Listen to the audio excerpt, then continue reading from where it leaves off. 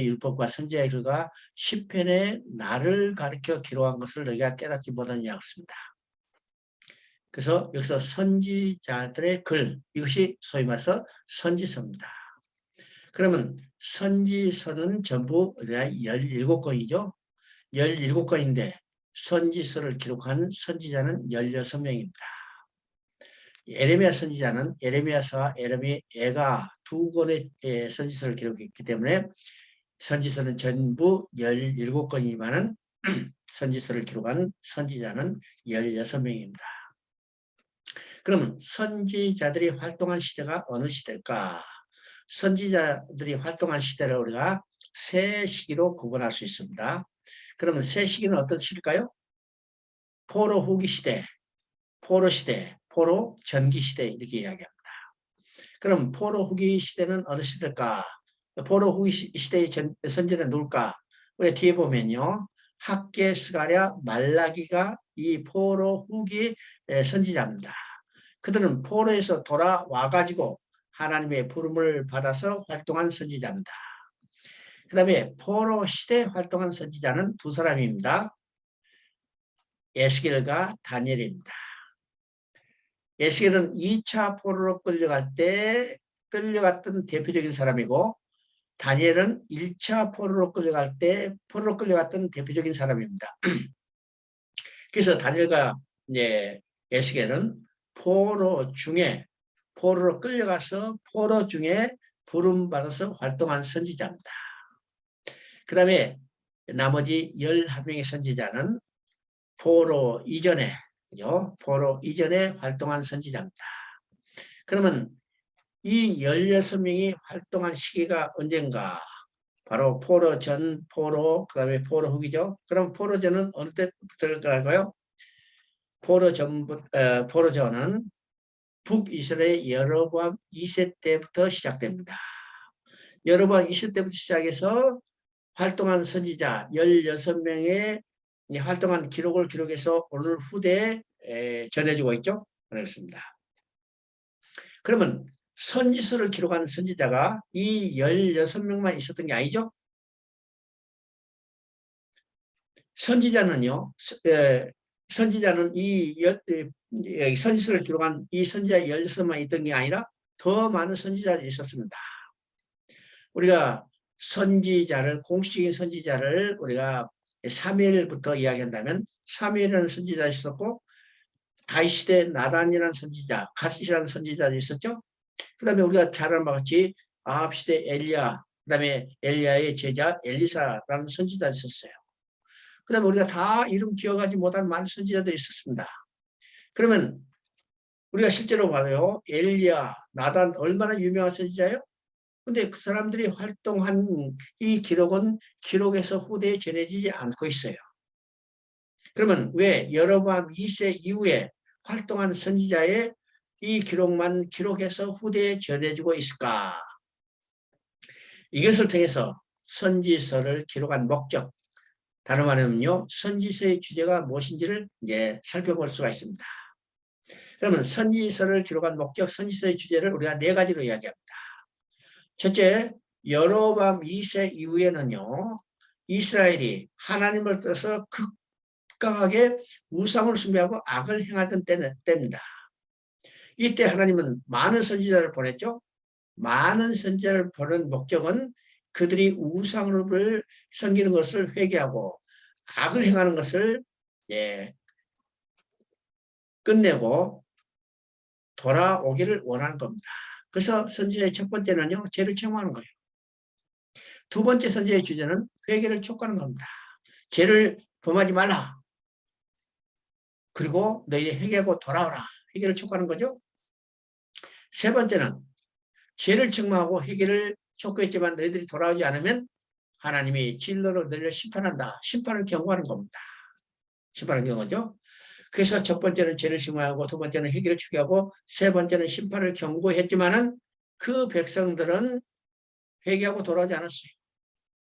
결과적으로 그들은 멸망하고 말았습니다. 하나님의 심판을 받아서 멸망을 말했죠.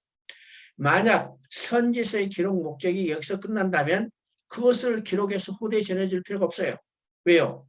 아무리 죄를 책망하고 아무리 회개를 축하하고 심판을 경고했지만 그들은 돌아지 않고 멸망하고 말았죠. 그런데 선지서를 기록해서 후대에 전해준 이 목적이 뭘까? 이것을 선지서를 기록한 가장 중요한 목적인데 이것은 바로 회복을 약속하고 있다는 거예요. 심판을 경고해서 그들이 돌아오지 않아서 심판을 받았지만 하나님은 그대로 두지 않으시고 그들을 돌아오게 하시겠다. 회복을 약속하는 것이 선지서를 기록한 중요한 목적입니다. 가장 중요한 목적이에요. 왜일까요? 선지서를 기록한 목적은 회개를 회복을 약속하죠. 회복은 당대 이루어지는 것이 아니고 오랜 세월이 흐른 후에 이루어지기 때문에 그것을 기록해서 내가 너희를 돌아오게 하겠다는 이 약속을 기록해서 후대에 전해준 겁니다. 그러면 후대에 전해주는 것을 통해서 이 선지서를 읽은 이 후대 사람들은 뭘 깨닫게 돼요? 하나님이 우리를 돌아오게 하시겠다. 그 약속을 믿게 되는 겁니다. 믿게 되는 거죠. 그래서 선지서 예언에는요. 이중성이 있음을 깨닫게 되는 겁니다. 그 이중성은 어떤 것일까? 선지자가 앞에 보이는 산을 향해서 예언을 하지만은 실제로 그 앞산에 가리는 뒷산이 있다는 겁니다. 뒷산이 있어요.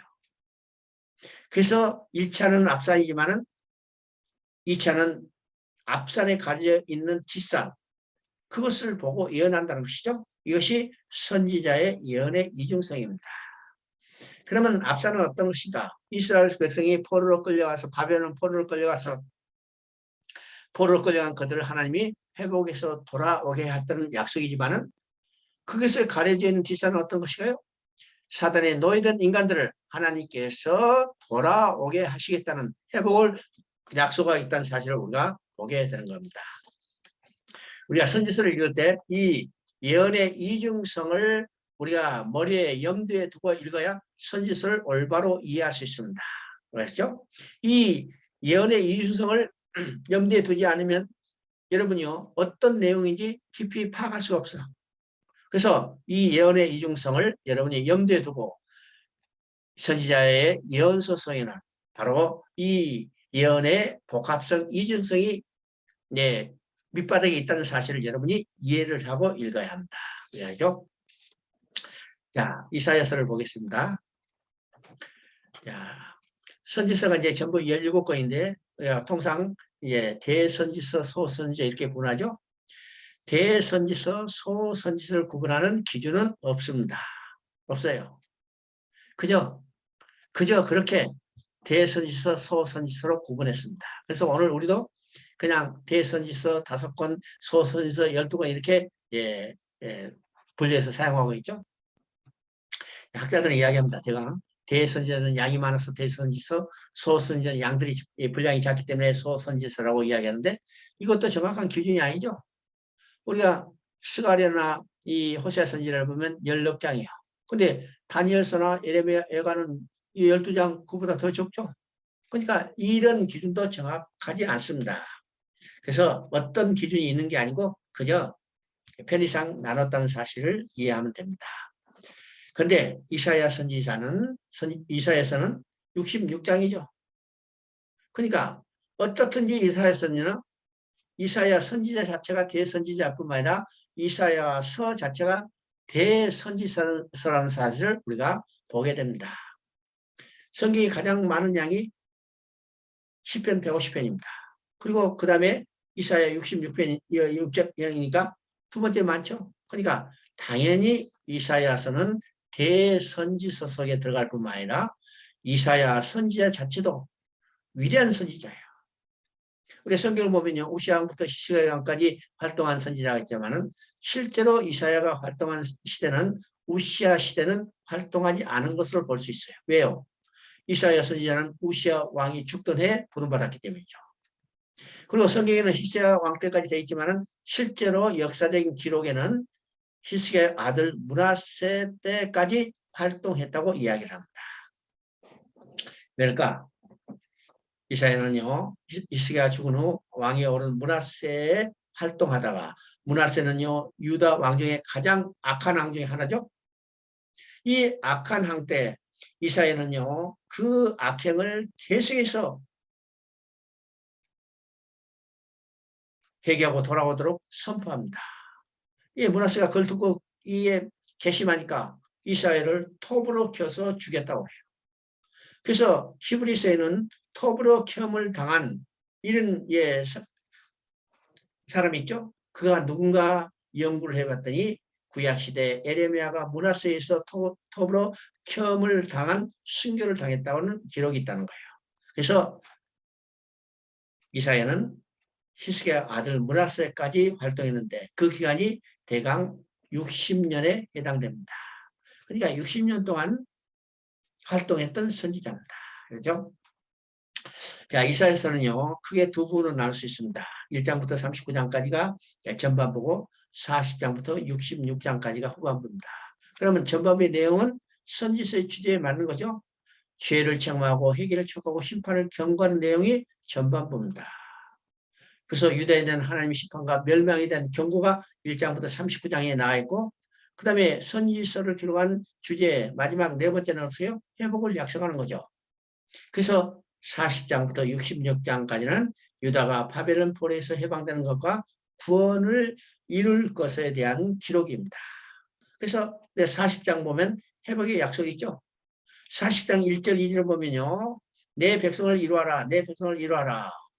그가 그의 죄로부터 사형을 받고 너희로부터 해방된 것을 선포하는 것을 보게 되죠. 죄부터 사함을 받고 너희로부터 해방됐기 때문에 그들은 돌아오겠다는 거예요.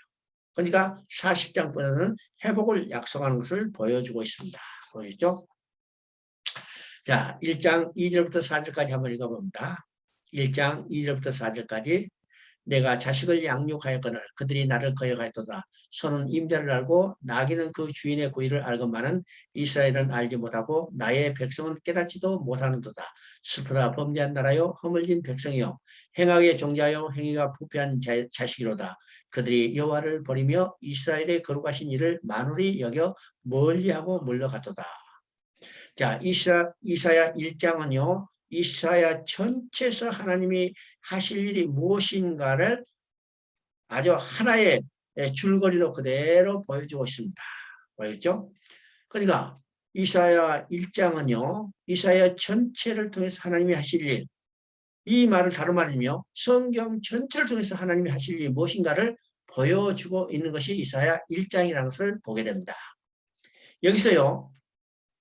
성경 전체에 나타난 하나님의 마음과 그에 대한 인간의 반응이 무엇인가를 아주 명확하게 한마디로 드러내죠. 그것이 1장 2절에 내가 자식을 양육하였거늘. 성경은 어떤 책이라고 써요? 성경은 하나님의 양육일기라고 씁니다. 낳고 길렀던 모든 것을 기록한 양육일기. 그래서 내가 자식을 양육하였거든. 왜 하나님이 자식을 낳고 길러요? 왜? 하나님이 그의 사랑입니다. 하나님의 사랑은 그 부모가 자식을 낳아서 함께 살기를 원하듯이 하나님도 그 백성과 영원히 함께 살기를 원하시는 거예요. 이것이 내가 자식을 양육할 거다. 이것이 하나님의 마음입니다. 그런데 하나님께 해주신 일에 대한 인간의 반응은 어떤 것입니까? 그들이 나를 거역하였다. 여러분요. 이 말씀 한마디를 읽으면서 지금까지 여러분이 부모에 대한 반응이 어떤 것인가를 한번 생각해 보세요. 부모가 나를 잡고 길렀는데 나는 부모에 대해서 어떤 반응을 했어요? 지금 생각하니까 내가 70이 넘어서 80이 다 돼가는 이 나이에 생각해도 내가 부모에 대한 것은 거역하고 반역하고 배신한 것뿐이에요. 이게 하나님이 나에 대한 해주신 대한 인간의 반응이라는 사실을 우리가 보게 되는 겁니다. 그러면 거역하고 배신하고 반역한 그들을 하나님이 버려버리실 건가? 아니라는 거예요. 만약 버려버리신다면 그건 하나님이 아니시죠? 만약 버려버린다면 그 부모가 아니죠? 자식이 아무리 거역하고 반역하고 배신한다 하더라도 그 부모는 자식으로부터 절대 마음을 떠나지 않는 거예요. 이게 누구의 마음이요? 하나님의 마음이요. 그래서 거역하고 배신하고 배반한 그들을 하나님 버려두지 아니하시고 돌아오게 하시는 거예요. 돌아오게 하신 거. 이게 돌아오게 하시는 일이 하나님의 구원계획이고 이것을 기록해 놓은 책이 성경이라는 사실을 우리가 깨닫게 되는 거죠. 그러면 하나님은 어떤 자들을 돌아오게 하실 건가? 바로 남은 자입니다. 남은 자.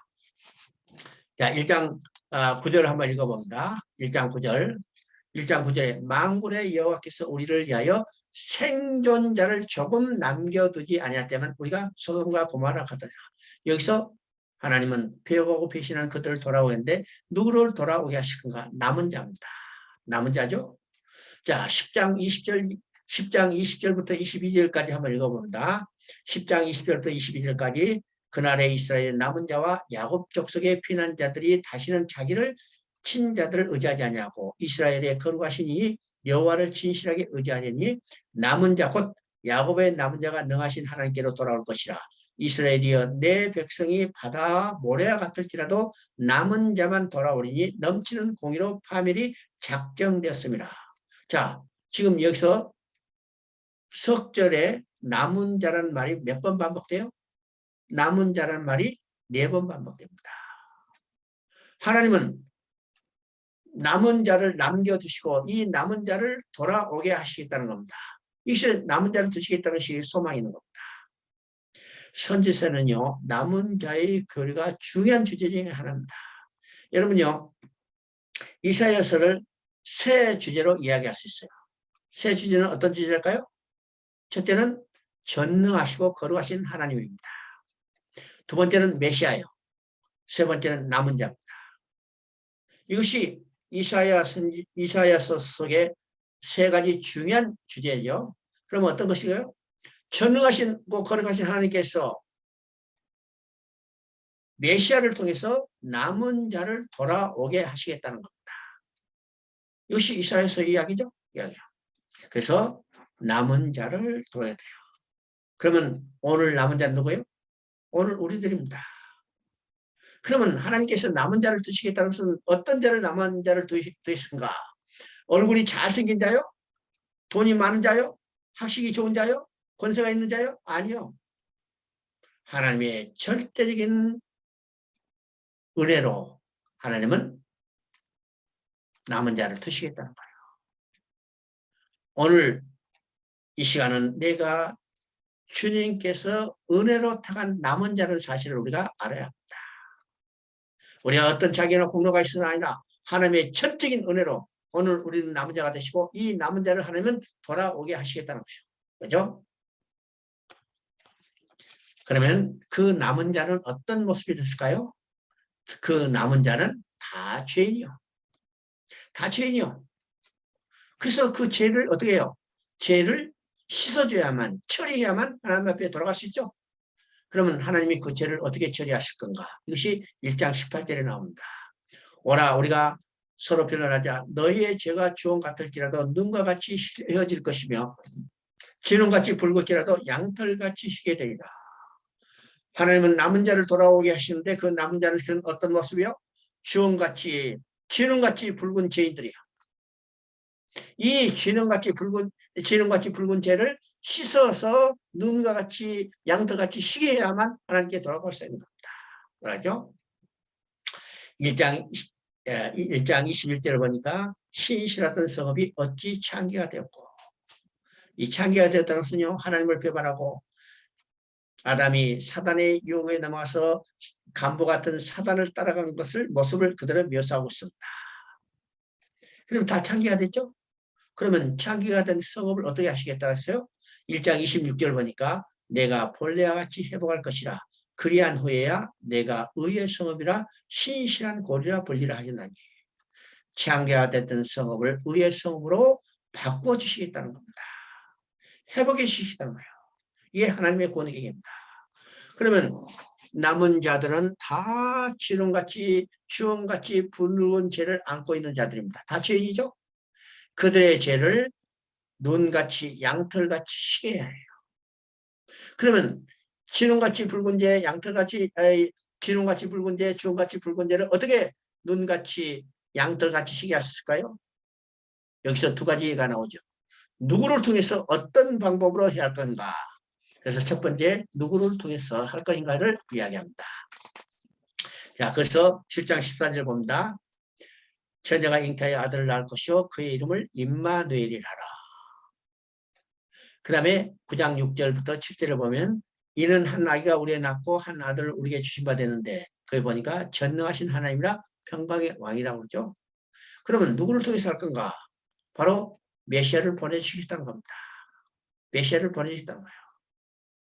자, 9장 6절의 내용을 우리가 유심히 살펴봐야 합니다.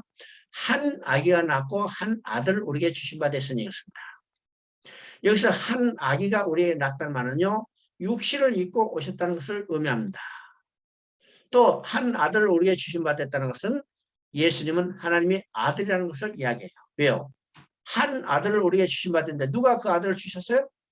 하나님이 그 아들을 우리에게 주셨죠. 그러니까 예수님은 누구예요? 하나님의 아들이에요. 여기서 예수님이 어떤 분인가를 정확히 증거하고 있죠. 예수님은 육신을 입고 오신 하나님의 아들. 다름 아니요 예수님은 하나님이시면서 예수님은 사람이신 것을 증거하고 있죠. 예수님은 육신을 입고 오신 하나님. 예수님은 인성과 신성을 동시에 가지신 분인 것을 말하고 있습니다. 그러면 여기서 한 아이가 낳고 육신을 입고 오실 것을 증거하는데 이 육신을 입고 오실 것에 대해서는 이미 창세기 3장 15절에 말씀하고 있어요. 창세기 3장 15절에 여자의 후손을 보내주시겠다고 말했습니다. 그러면요.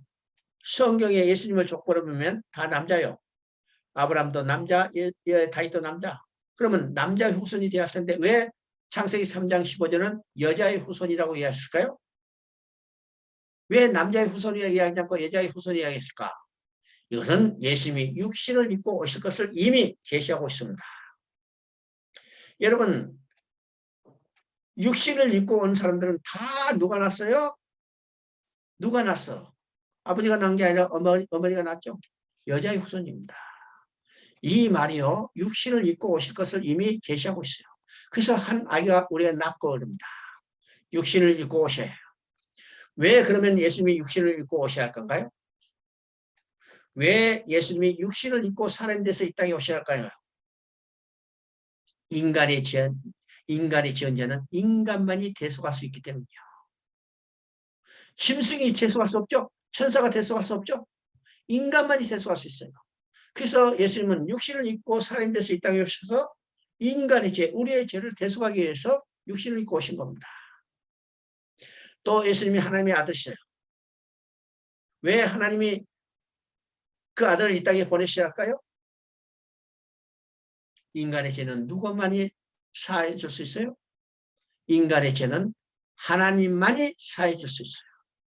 그래서 하나님이신 그분이 육신을 입고 이 땅에 오신 겁니다. 그분이 누구냐? 예수 그리스도예요. 여러분요, 복음서에 보면 예수님이 중풍병자를 고쳐줘요. 중풍병자를 고쳐줄 때 내 병이 나았느니라 이렇게 말씀하지 않습니다. 뭐라고 말씀해요? 내 죄가 사함받으니라고 말씀합니다. 내 죄가 사았다고 하니까 이것을 듣고 있던 유대인들이 깜짝 놀란 거야. 저자가 누구에게 죄사함을 선포하는구나. 그죠? 저자가 누구에게 죄사함을 선포하는구나. 죄사함을 선포하는 것은 하나님만이 하시는데 저 사람이 예수라는 사람이 어떻게 죄사함을 선포하는가. 그래서 예수님은 신성모독했다 해가지고 붙잡혀서 재판을 받게 되는 거죠. 그런데 예수님은 분명히 하나님이시고 하나님의 아들이세요. 왜요? 하나님만이 인간의 죄를 사해 주시겠어요. 그러면 예수님은 육신을 입고 오셔서 인간의 죄를 대속하시고 하나님이 오셔서 인간의 죄를 사해 주신 겁니다. 이것이 예수님이 하나님이시며 사람인 것을 이사야서는 정확히 증거하고 있습니다. 증거하죠? 자, 53장 6절 한번 읽어봅니다. 53장 6절. 우리는 다 양 같아서 그릇 행하며 각기 제 길로 갔거늘 여호와께서는 우리 모두의 죄악을 그에게 담당시키셨다. 이미 시편을 통해서 우리가 봤죠. 구약에 세 번의 갈보리 장면이 나오는데 첫 번째는 창세기 20장이고 두 번째는 시편 22편이고 세 번째는 이사야 53장이었습니다. 53장. 우리의 죄를 다 그에게 담당시켰다. 어디서? 갈보리 십자가에서. 이것이 구약의 세 번째 나오는 갈보리 장면이다. 그래서 이제 53장 10절 한번 읽어봅니다. 여호와께서 그에게 상함을 받게 하시기를 원하사 질고를 당하게 하셨으며 그의 영혼을 속건 제물로 드리기에 이르면 그가 씨를 보게 되며, 여기서요 예수님이 속건 제물로 드려졌다고 지금 말하고 있죠. 그러면 여기서 예수님이 속건 제물로 드렸다는 이 속건 제물의 의미는 어떤 것일까요? 속건 제물로 드렸다는 이 의미가 무엇일까요? 우리가 레위기를 통해서 이미 봤죠? 레위기는 이제 5대 제사가 있습니다. 번제회, 소제, 화목제, 속제제, 속건제. 그죠? 그러면 이 속건제가 어떤 의미라고 했어요? 어떤 사람이 범죄했을 때 다른 사람의 재물에 손해를 입혔거나 또는 정신적으로 피해를 입혔다면 이 재물에 손해된 것을 갚아주는 겁니다. 그래서 재물의 값의 5분의 1을 더해서 재물은 변상해주고 또 정신적인 피해도 갚아진다고 했습니다. 그러면 예수님이요 이 속건제물로 드려졌다고 했어요. 그러면 예수님이 속건제물로 드려지는 것은 정신적인 피해를 갚아주는 거죠. 그러면 예수님이 속건제물로 드리는 의미는 뭘까요? 아담으로 말미암아 모독받은 하나님의 이름과 영광을 회복해 주는 겁니다. 정신적인 피해를 갚아주는 거예요. 이게 속건제물입니다. 속건제물. 그래서 예수님은 십자가에서 속건제물로 드려짐으로 잃어버린 백성을 찾게 되고, 잃어버린 백성을 찾게 되므로 아담으로 인해 모독받은 하나님의 이름과 훼손된 하나님의 영광이 회복되는 것을 말합니다. 이것이 속건제물로 드렸다는 의미입니다. 그렇죠? 그러면 이사야서는요 두 가지를 지금 증언하고 있죠. 두 가지를 증언하고 있다. 그럼 뭘 증언하고 있어요? 창세기 3장에서 두 가지를 이미 계시했어요. 하나는 여자의 후손에 대해서 증언했고 여기 계시했고, 하나는 가죽옷을 입혀주실 것을 계시했습니다. 그러면 이사야서는 정확히 지금 두 가지를 다 증언하고 있죠. 여자의 후손으로 오시는 거예요. 그분이 누구예요? 예수 그리스도예요. 또 가죽옷을 입혀주신 겁니다. 어디서? 갈보리 십자가에서. 그래서 우리의 죄를 그에게 담당시켰다. 바로 이것은 가죽옷을 입혀주신 것을 증언하죠. 그래서 이사야서는 바로 복음을 증거하고 있는 것을 보게 됩니다. 여자의 후손으로 오신 그분이 가죽옷을 지어 입히시기 위해서 십자가에 죽으셨어요. 어린 양이 돼서 우리의 죄를 담당하셨어요. 이것이 이사야에서 증언하고 있는 겁니다. 그래요?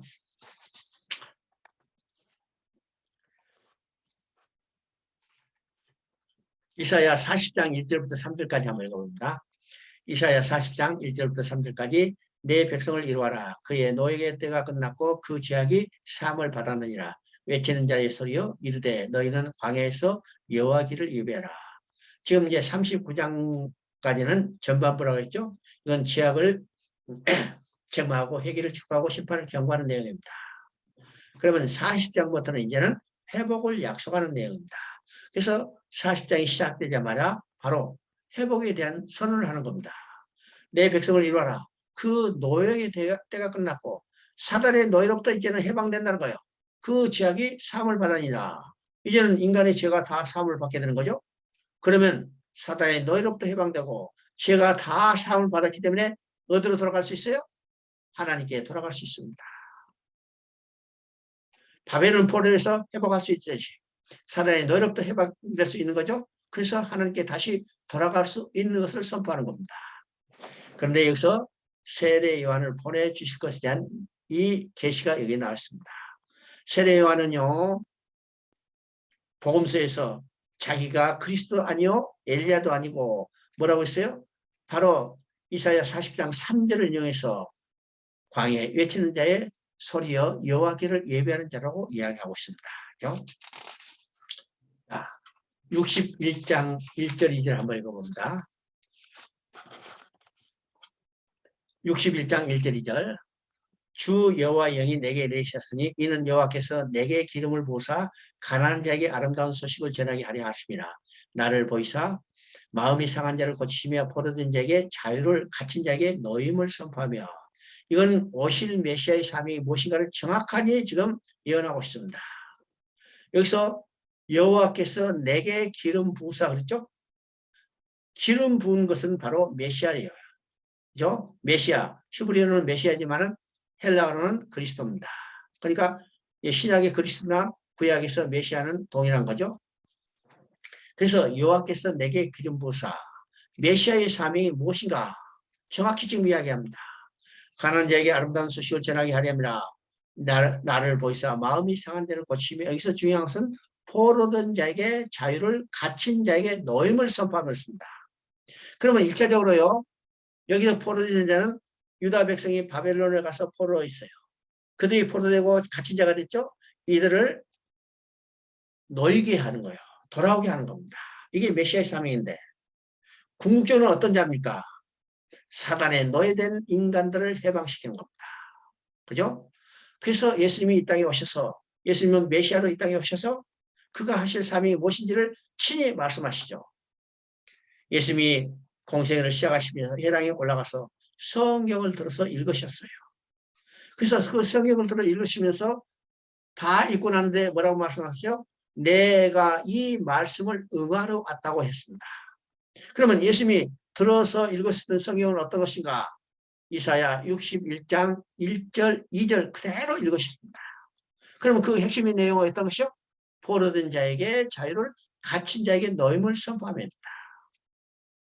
그러면 예수님은 이때 자유된 자, 아니, 포로된 자, 갇힌 자는 누구를 말해요? 사단에 노예된 인간들을 말합니다. 바로 예수님은 포로된 자, 사단에 노예된 자를 해방시켜서 이 땅에 오셨다는 것을 선포하고 예수님 자신이 메시아임을 증언하는 것이죠. 그래서 이사야에서는요, 오실 메시아의 삶이 무엇인가를 정확하게 계시하고 있습니다. 자, 65장 17절 한번 읽어봅니다. 65장 17절 보라 내가 새 하늘과 새 땅을 창조하냐니 이전 것은 기억되거나 마음에 생각나지 아니할 것이라. 여기서 새 하늘과 새 땅을 내게 나옵니다. 그러면 성경에는 새 하늘과 새 땅이라는 말이 4번 반복돼요. 지금 65장 17절에 나오고 그 다음에 66장 22절에 나오고 그 다음에 신약에 가서 베드로후서 3장 13절에 나오고 계시록 21장 1절에 나옵니다. 그러면 4번이나 새하늘과 새 땅이라는 말이 나오는데 새하늘과 새 땅에 대한 말은 있지만은 새하늘과 새 땅이 어디서 어떻게 지어진다는 것은 구체적인 설명은 아무데도 나타나지 않아요. 그러면 새하늘과 새 땅의 의미는 뭘까? 새하늘과 새 땅 의미가 뭘까요? 우리가 새하늘과 새 땅 하니까 우리가 육신의 인간을 인간으로 생각해서 야 어디다가 어떻게 멋있는 도시계획을 해서 이게 새하늘 신도시를 건설할까 이런 지정학적 도시공학적 개념으로 생각하죠. 그런데 성경에는 어디도 새하늘과 새 땅에 대한 구체적인 이야기가 없다는 거예요. 새하늘과 새 땅에 대한 이야기만 나옵니다. 그러면 여기서 새하늘과 새 땅은 어떤 것일까? 우리는 생각해 봅니다. 자, 이사야서는요. 앞에는 지금 죄를 책망하고 회개를 촉구하고 심판을 경고해서 멸망에 말았어요. 그래서 둘은 이제 후반부는 회복을 약속하죠. 회복을 약속해요. 그러면 회복의 궁극적인 단계는 어떤 것인가? 하나님은 새하늘과 새 땅을 지으셔서 하나님과 인간이 함께 사는 처소를 마련하시겠다는 겁니다. 이것이 새하늘과 새 땅이에요. 그러니까 여기서는 도시공학적 지정학적 개념이 아니라 하나님과 백성이 함께 사는 것이 회복되는 그 자체를 새하늘과 새 땅이라고 합니다. 새하늘과 새 땅. 하나님은 창세기에 하늘과 땅을 창조했어요. 그것이 어디에 있어요? 사단의 유혹으로 인간이 따라감으로 파괴됐다가 하나님은 예수 그리스도를 통해서 구원계획을 성취해서 떠났던 백성을 다시 돌아오게 하는 거예요. 백성이 돌아와서 하나님과 함께 사는 그 자체가 어떤 것이냐면 하나님이 창조한 새 하늘과 새 땅이라는 사실을 우리가 깨달아야 합니다. 깨달아야죠. 여러분요. 엄마가 자식을 잃어버렸어요. 찾았죠. 찾아서 온 땅을 헤매서 찾아서 겨우 찾았는데 이 자식이 엄마가 이제 찾아왔다가 들으니까 뭐라고 이야기해요? 야, 엄마 어디서 살아요? 서울서 살아요? 강남에서 살아요? 내가 저 시방 가면 안 갈래요. 그럴까요? 엄마가 잘생겼어요? 엄마가 좋은 옷 입었어요? 이렇게 조건 따지지 않잖아요. 조건 따지지 않아. 엄마니까 어떤 형편이 있든지 엄마한테 들어가서 엄마 품에 안겨서 지금까지 두려워 슬퍼하던 이 어린아이가 그 엄마 품에 안겨서 슬픔을 잊고 평안함을 누리며 기뻐하는 거죠. 이 자체가 우리가 새하늘과 새 땅이라는 사실을 우리가 알아야 합니다. 알아야죠. 바로 성경은 하나님께서 잃어버린 백성을 찾아서 새하늘과 새 땅을 이루고 영원히 함께 살겠다는 것으로 완성된 것을 우리가 보게 됩니다. 그래서 계시록 21장 1절에 새하늘과 새 땅이란 이야기가 나와요. 맞아요? 자, 그 다음에 에레미야서를 봅니다. 에레미야는요, 포로 전기시대 마지막 선지자라고 볼 수 있어요. 왜요? 에레미야는 유다가 멸망하는 것을 목도하고, 자, 멸망한 후에 애굽으로 포로로 끌려가서 거기서 죽게 된 선지자가 바로 에레미야죠. 그러면 에레미야는 하나님이 유다가 멸망의 직전에 불러서 지금 멸망해 가는 유다를 향해서 그들이 회개하고 돌아올 것을 촉구하는 선지자입니다. 자, 하나님의 명령을 받아서 그 백성에게 회개하고 돌아오고 간구하고 눈물로 회개했지만 그들은 돌아오지 않았어요. 결국은 돌아오지 않고 유다가 멸망하고 성전이 해파되고 그 백성이 포로로 끌려가는 모습을 에레미야는 자기 눈으로 목도했던 사람입니다. 돌아오라고 외쳤지만 돌아오지 않고 포로로 끌려간 그들의 모습을 볼 때 에레미야는 눈물을 흘리지 않을 수 없죠. 그래서 에레미야를 눈물의 선지자로 이야기합니다. 눈물의 선지자. 자, 에레미야 1장 10절 한번 읽어봅니다. 1장 10절. 1장 10절. 너를 여러 나라와 여러 왕국에 세워 내가 그들을 뽑고 파괴하며 파멸하며 넘어뜨리며 건설하며 심게 하였느니라. 이것이 선지자의 삶의 양면성입니다. 뽑고 파괴하며 파멸하며 넘어뜨리며, 그죠? 또 한편으로는요, 건설하며 심게 하였느니라. 이것이 선지자의 사역의 양면성인데, 죄를 책망하고 경고하는 이 사역은 우리가 이제 선지서의 주제 중에 죄를 책망하고 회개를 찾고 심판을 경고하는 내용입니다. 반대로 건설하고 심게 하는 것은 회복을 약속하는 이거죠. 그런데 여기서 중요한 것은 예레미야가 뽑고 파괴하며 파멸하며 넘어뜨려야 할 것이 어떤 것인가를 생각해 봅니다. 뽑고 파괴하며 파멸하며 넘어뜨려야 할 것이 뭘까요? 이것은 두 가지입니다. 첫째는 성전에 대한 환상입니다. 두 번째는 다윗의 언약입니다. 왜 예레미야가 이 성전에 대한 환상과 다윗의 언약을 뽑고 넘어뜨리며 파멸하고 여기 파괴해야 할까요? 지금 유다는요, 바벨론의 침공으로 풍전등화에 했어요. 불빛이 꺼져가는 위에 성이 있죠? 근데 이 백성은 회개하고 돌아가잖아. 아무리 외쳐도 회개가 돌아가네. 왜일까요?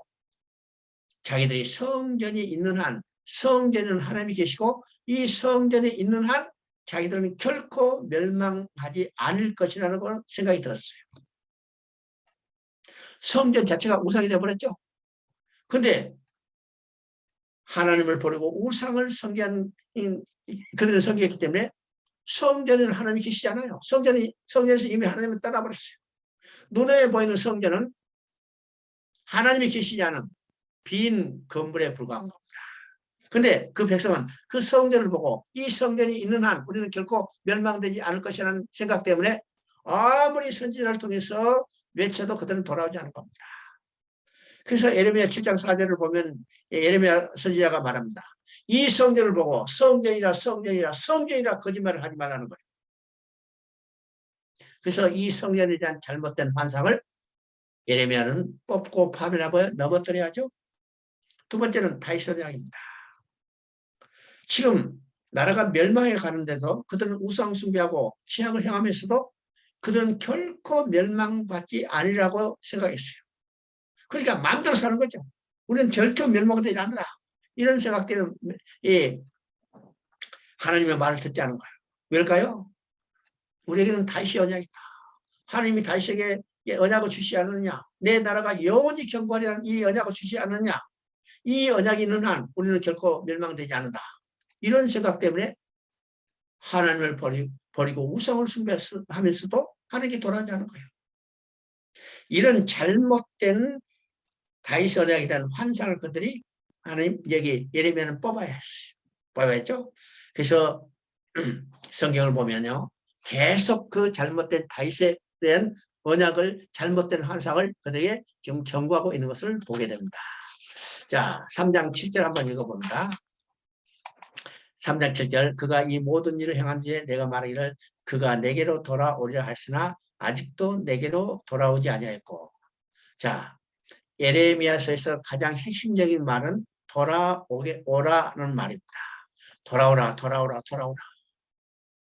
돌아오게 하는 것이 하나님의 권격이죠. 그래서 하나님은 돌아오라, 돌아오라, 돌아오라. 돌아오라고 외쳤지만 그 백성은 하나님께 돌아오지 않았다는 거예요. 그래서 돌아오지 않았던 말이 여러 번 반복되죠. 반복되죠. 그러면 돌아오지 않은 그들 하나님은 이제는 버리실 건가? 하나님은 돌아오지 않는 그들을 하나님께서 내가 돌아오게 하려는 거예요. 하나님께 돌아오게 하려는 겁니다. 그러면 하나님께서 누구를 통해서 돌아오게 하실 건가? 바로 23장 5절에 봅니다. 23장 5절, 내가 다윗에게 한 의로운 가지를 일으킬 것이라. 그가 왕이 되어 지혜롭게 다스리며 세상에서 정의와 공의를 행할 것이며. 바로 이 말은요, 다윗에게 한 의로운 가지를 일으킬 것이다. 다윗의 후손 가운데 그가 왕이 되어 메시아가 나타났어. 바로 백성들을 돌아오게 할 것을 예언하고 있는 겁니다. 예언하고 있죠. 그러면 언제 돌아오게 할 것인가? 언제 돌아오게 할 것인가? 바로 이것이 29장 10절에 나옵니다. 29장 10절을 보면요, 바벨론에서 70년 차면 내가 너희를 돌보고 나의 선한 말을 너에게 성취하여 너희를 이곳으로 돌아오게 하리라. 자, 언제 돌아오게 할 것인가? 바로 70년이 차면 돌아오게 하겠다는 겁니다. 이 약속은 정확히 성취된 것을 스가랴 1장 1절에서 증언하고 있습니다.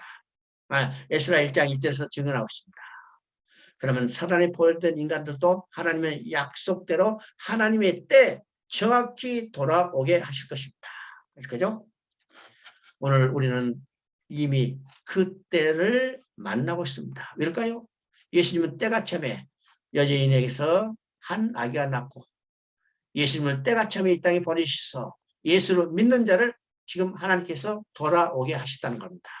누가요? 오늘 우리들이 예수 믿고 지금 돌아갔죠? 우리는 복음을 받아들인 거죠. 그러면 어떤 근거를 통해서 돌아오게 하실 건가? 바로 예레미야 31장 31절부터 34절까지가 새 언약에 대한 내용입니다. 31장 31절 34절까지 우리가 봅니다. 보라, 날이 이르니 내가 이스라엘 집과 유다 집에 새 언약을 맺으리라. 그들의 남편이 있어서 그들이 내 언약을 깨뜨렸습니다. 곧 내가 나의 법을 그들의 속에 두며 그들의 마음에 기록하며. 여기서요, 그들이 남편이 되어서도 그들이 내 언약을 깨뜨렸으며. 그러면 이 언약은 어떤 언약일까요? 이 언약은 신의 산에서 맺은 언약입니다. 신의 산에서 맺은 언약. 이스라엘 백성은요, 어겼죠? 그들이 뭐라고 써요? 하나님이 십계명을 주셨어요. 십계명 첫 계명이 어떤 계명이요? 나 위에 다른 신을 섬기지 말라. 나 위에 다른 신을 섬기지 말라고 했어요. 자, 우리가 그 계명을 다 준행하여야겠나이라고 그들이 서약을 하고 그 언약서를 뿌렸죠. 언약서에 피를 뿌렸죠. 근데 그들이 언약을 어긴 겁니다. 그들은 하나님을 배신하고 뭘 섬겼어요? 우상을 섬긴 겁니다. 그러니까 하나님이라는 남편을 버리고 언약을 깨뜨리고 결혼 서약, 사랑 언약을 깨뜨리고 그들은 어떻게 했어요? 사단이라는 우상 정부에게 간 겁니다. 그러면 하나님은 이제는 버리실 건가? 아니라는 거예요. 그들이 언약을 깨뜨렸으면 하나님은 그를 버리지 아니하시고 어떻게 해요? 새 언약을 주시고 새 언약을 통해서 그들을 돌아오게 하시겠다는 겁니다. 그래서 여기서 새 언약을 주시는 겁니다. 새 언약. 그러면 옛 언약과 새 언약이 어떻게 다를까요? 자, 여러분 도표에 있는 것처럼요. 중보자가 다릅니다. 옛 언약, 신에서 나는 중보자가 누구예요? 모세예요. 근데 새 언약은 중보자가 우리 주 예수 그리스도입니다. 또 그 언약이 새겨진 것은 어떤 것일까? 옛 언약, 신에서 언약은요. 돌비에 새겨졌어요. 그러나 새 언약은 우리 마음판에 새겨졌죠? 또 효과는 옛 언약은 정죄입니다. 그러나 새 언약은 우리의 죄를 다시 기억지 않은 겁니다. 용서입니다. 완전한 용서예요. 그 다음에 옛 언약은 언약의 피가 짐승의 피로 맺어진 겁니다. 그러나 새 언약은 짐승의 피가 아니라 예수 그리스도의 피로 맺어졌어요. 그래서 그 백성을 돌아오게 할 때 누구를 통해서 돌아갈 건가? 바로 새 언약의 근거에서 돌아오게 하는 겁니다. 그러면 새 언약의 핵심은 뭐예요? 예수 그리스도예요. 다른 말로요. 돌아오지 않는 그들을 예수 그리스도를 통해서 돌아오게 하시다는 새 언약을 주신 겁니다. 새 언약이죠. 그러면 하나님께서 이 새 언약을 지키시겠다고 스스로 말씀하시는데 그것이 33장 2절부터 3절까지입니다. 여러분 33장 2절 3절 한번 읽어봅니다. 이 일을 행하시는 여호와 그것을 만들어 성취하시는 여호와 그의 이름을 여호와라는 이가 이와 같이 이르시되 너는 내게 부르짖으라 내가 내게 응답하였고 내가 알지 못하는 크고 은밀한 일을 내게 보이리라. 자, 이것은 우리가 잘 아는 내용입니다. 자, 기도 좀 한다는 사람은 다 이 내용 다 알고 있죠. 내게 부르짖으라 내가 응답했고 내가 알지 못하는 크고 은밀한 일을 내가 보이리라. 자, 한국의 기도원에 가면요. 이거 다 지금 이 벽과 전면이나 또는 옆면에 붙어 있어요. 찾으라 찾으면 찾을 것이요 구하라 그러면 구할 것이요 두드려 하면 두들 것이요 이제 붙어 있고 한쪽에는 이거 붙어 있죠. 내게 부르짖으라 내가 응답했고 내가 알지 못하는 크고 은밀한 일을 내가 보이리라. 그래서 기도하러 가가지고 부르짖어 크고 은밀한 내게 보여주셨어요. 어떤 크고 은밀한 일이에요? 부자 되게 하는 일이죠. 출세한 일이죠. 오늘 이제 조금 있으면요. 내년에 지방선거하면 또 수십 사람들이 기도원에 많이 찾아갈까요?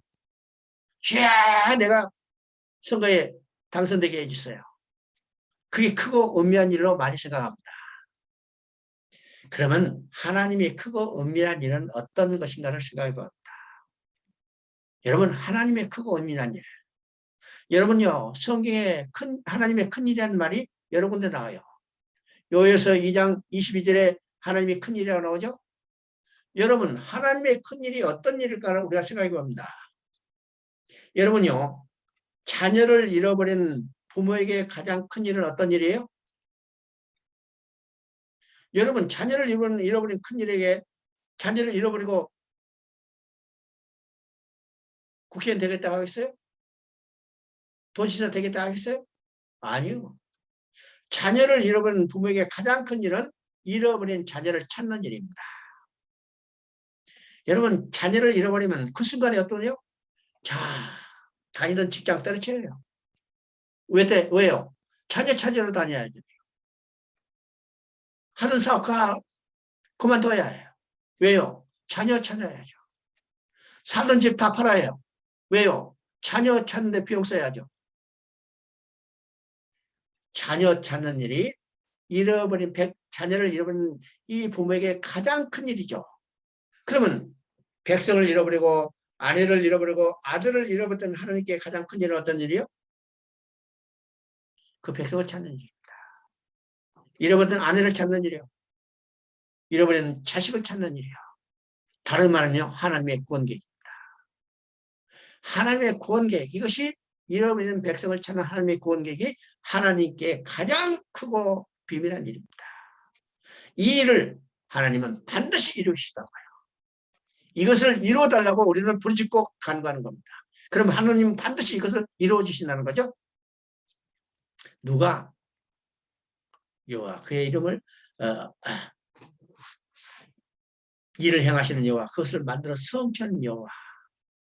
자, 이사야 9장 7절에는 만군의 여호와 열심히 일을 이루리라고 합니다.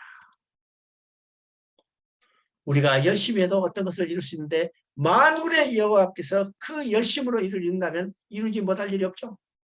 이거는 확실히 이룬다는 것을 우리에게 확신을 주고 있습니다. 그래서 하나님의 구원은 반드시 성취되고 우리의 구원은 반드시 완성된다는 것은 확신을 갖게 되는 말입니다. 그렇죠? 자, 오늘은 에레미야서까지 하고 이 다음 주에 이제 호세아부터 에스겔 다니엘을 살펴보는데 이 다음 주에는요 시간을 조금 변동해서 이야기할 겁니다. 확실히 들어야 합니다. 이 다음 주는 목요일이 아니고 금요일 날 똑같은 시간에 강의합니다. 금요일이면요 1월 12일 날 강의합니다. 며칠이라고? 1월 12일 금요일이죠. 제가 1월 11일 목요일 날 저 지방에 갈 일이 있어가지고 그날 갔다가 그날 돌아온다 하더라도 저녁에 강의할 수 없잖아요. 그래서 1월 10일 금요일 12일 날 강의할 테니까 여러분 착오 없이 시기 바랍니다. 만약 금요일 날 참석하시지 못한다면 토요일 날 오전에 참석하시면 돼요. 그래서 여러분이 자유롭게 참여할 수 있도록 똑같은 내용을 2번 강의를 하죠. 야, 이게 선생이 정말로 친절하기 때문에 여러분 다 배려해서 2번 강의하는 겁니다.